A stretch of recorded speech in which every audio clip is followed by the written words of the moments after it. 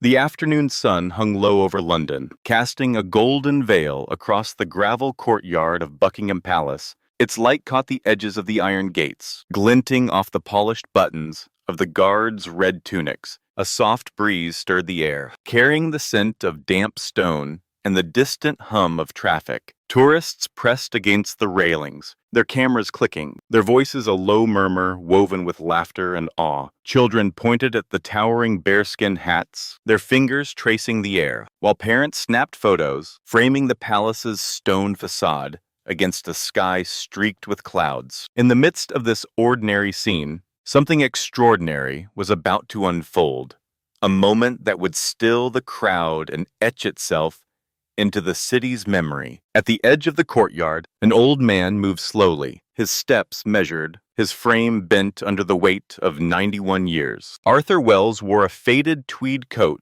its elbows patched, and a flat cap that shielded his eyes from the sun. His hands, gnarled and spotted, gripped a wooden cane, its tip tapping softly against the gravel. Beside him walked his grandson, Jamie, a lanky 17-year-old with earbuds dangling from his neck and a backpack slung over one shoulder. Jamie's eyes darted to his phone, then to the palace, his expression caught between boredom and curiosity. Arthur's gaze, though, was fixed on the guards.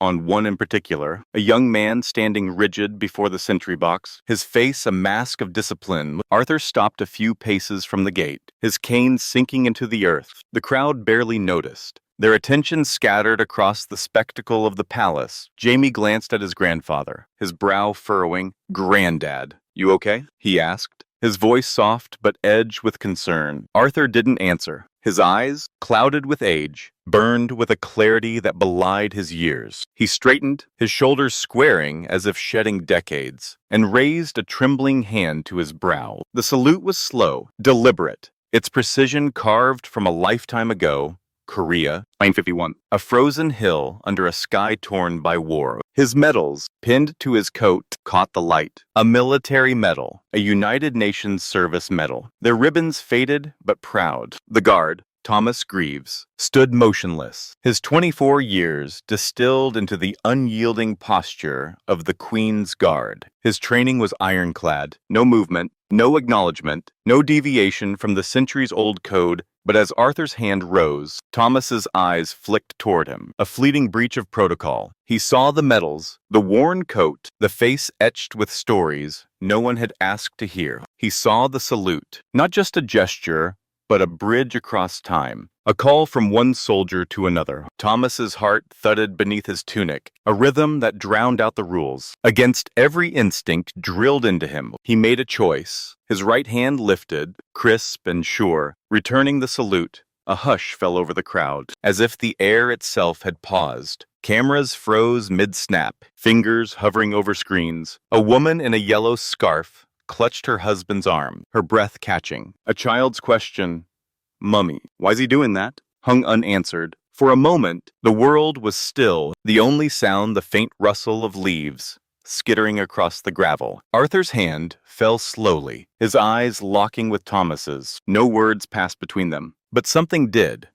A recognition, a respect that needed no voice. Jamie stood frozen, his phone forgotten, his eyes wide with something like awe. "Granddad," he whispered, but Arthur only nodded, his throat too tight to speak. Among the onlookers was a young woman, her phone raised, her lens capturing the scene. Sophie, a 20-something vlogger, had come to film the palace for her travel channel. But now her focus was singular. She zoomed in, her hands trembling, framing the old man's weathered face. The guard's fleeting break from duty, the boy's quiet wonder. The crowd began to stir, first with whispers, then with soft applause that swelled into a wave. Tears glistened in strangers' eyes. A man in a leather jacket wiped his cheek, his head shaking. Sophie's video, uploaded that night, would carry the moment far beyond the courtyard. Its title simple, "The Salute That Stopped Time." Arthur and Jamie moved away from the gates, the old man's steps a little steadier now. He leaned toward his grandson, his voice rough but warm. "That's what it means, Jamie," he said,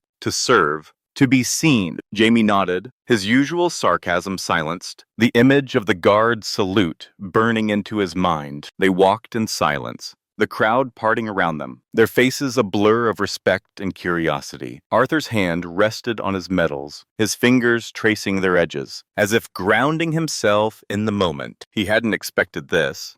Not the salute, not the crowd, not the feeling that, for the first time in decades, someone had truly seen him. By morning, Sophie's video had spread across the internet, its views climbing into the millions. News outlets picked up the story, their headlines bold: Royal Guard breaks protocol to honor veteran. A salute that moved a nation. Veterans groups shared it, their comments filled with pride. This is what we fought for. One wrote, "Respect like this." Another, a Korean War survivor, posted, "Arthur Wells, you're our hero." The BBC aired a segment, its anchor's voice soft as she recounted the moment, her eyes glistening. Social media buzzed. Hashtags like Buckingham salute and honor the past trending for days. Sophie, overwhelmed, wrote a blog post, her words raw. "I didn't know their names, but I knew I'd seen something real, something that matters." In a small flat in Kent, Thomas watched the coverage, his stomach churning. He'd faced questions from his superiors, their voices stern behind closed doors. Protocol exists for a reason. Greaves, one had said, his pen tapping a desk, but the public's response was a tidal wave. Letters, emails, messages calling him a hero. A man of heart. Thomas didn't feel like a hero. He felt like a soldier who'd done what was right. One letter, from a veterans group, changed everything. It invited him to meet Arthur again, to sit with the man whose salute had undone him. Thomas folded the letter carefully, his hands steady, and knew he'd go. The meeting took place in a quiet London cafe. Its windows steamed from the autumn chill. Arthur sat by a corner table, his coat draped over the chair, his medals pinned proudly to his sweater. Jamie was there, his earbuds gone, his eyes bright with a new respect. Thomas entered, his uniform left behind, his jeans and jumper making him look younger, almost boyish. He hesitated, then extended a hand. "Mr. Wells," he said, his voice catching. "It's an honor." Arthur's grip was firm, his eyes warm. "The honor's mine." "Son," he said, his voice low. They sat, the clink of teacups filling the silences, and talked, not of war, but of life. Arthur spoke of his childhood in Dorset, of fishing with his father, of the wife he'd lost to time. Thomas shared stories of training, of nights under the stars, of a sister who'd made him promise to come home. Jamie listened, his usual restlessness gone, his heart open to the men before him. As the afternoon waned, Arthur leaned forward, his hands clasped. "That day," he said, his voice soft, "you didn't just salute me, you saluted them.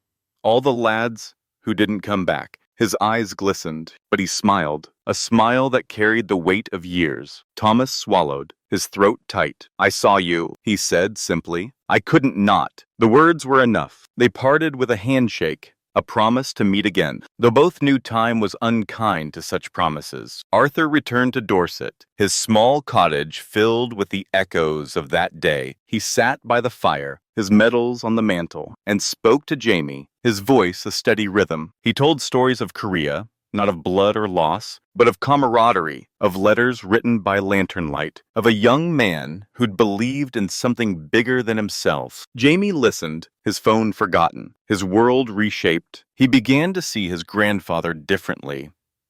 Not as the quiet man who'd raised him, but as a soldier, a survivor, a keeper of truths. Arthur's words became a gift, a legacy passed in the glow of the hearth. A year later, the cottage was quiet, its rooms dim. Arthur had passed in his sleep, his face peaceful, a photograph of his old unit clutched in his hand. His funeral was simple, held in a village church, with stained glass windows that cast colored light across the pews. Jamie stood by the casket, his eyes red but steady, his voice clear as he spoke of the man who'd taught him what honor meant. The villagers came, their heads bowed, their hands offering flowers and memories. But as the service ended, a figure appeared at the church door, his red tunic unmistakable. his bearskin hat held under one arm. Thomas Greaves stepped inside, his boots soft against the stone floor. He hadn't known Arthur long, but he'd known him deeply. He approached the casket, his movements slow, and stood before it,